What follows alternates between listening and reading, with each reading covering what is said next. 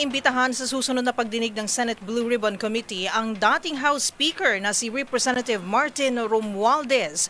Kaugnay ito sa paghingi ng kanyang paliwanag sa pinaniniwalaang pagbili nito ng bahay sa South Forbes, Makati City na nagkakahalaga umano ng higit 1 bilyong piso.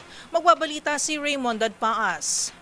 Magandang marinig mismo mula kay dating House Speaker Martin Romualdez ang kanyang paliwanag sa report na siyang nakabili at bago may-ari ng bahay na pinili sa number 30 Tamarin Street, South Forbes, Makati City. Ito ang paniniwala ni Senate President Pro Tempore Panfilo Ping Lacson kasunod ng pagluta ng pangalan ni Romualdez sa nakarang hearing ng Senate Blue Ribbon Committee. Sa susunod na hearing ay kanilang imbitahan ang dating Speaker at ipadadaan kay House Speaker Faustino Bogie D. III ang imbitasyon dahil hindi naman nila ito mapilit na dumalo dahil sa umiiral na interparliamentary courtesy. Imbitahan din si Attorney Jose Raulito Paras ng Golden Pheasant Holdings Corporation na siyang nakabili ng bahay. Si Paras ay humawak ng matataas na posisyon sa 3 mga kumpanyang konektado kay Romualdez. Para kay Lacson, kung sasabihin ni Paras na siya ang bumili ng property, ay kailangan nitong patunayan sa Bureau of Internal Revenue BIR ang kanyang kakayahang bumili nito dahil hindi biro ang halaga ng bahay.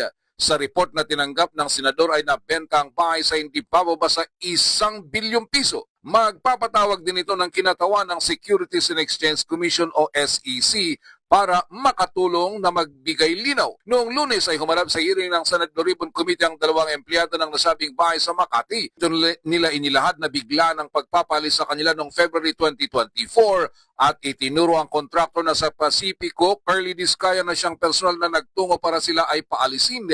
Siya umano ang nagsabing nagmamadali ang bago may-ari ng bahay na si Romualdez kaya't ilang araw lang ang ibinigay sa kanilang palugit para lisanin ang bahay.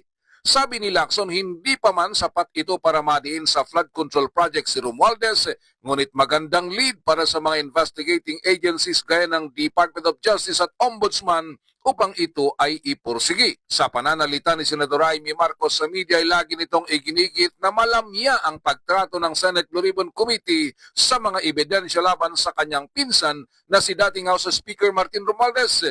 Resback naman lagi sa kanya ni Senador Lacson, dumalo siya sa hearing at kung may hawak siyang ebidensya, siya mismo ang dapat maglahad sa komite. Para sa MBC TV Network News, ito si Raymond Dadpaas ng DZRH, una sa Pilipinas, una sa Pilipino.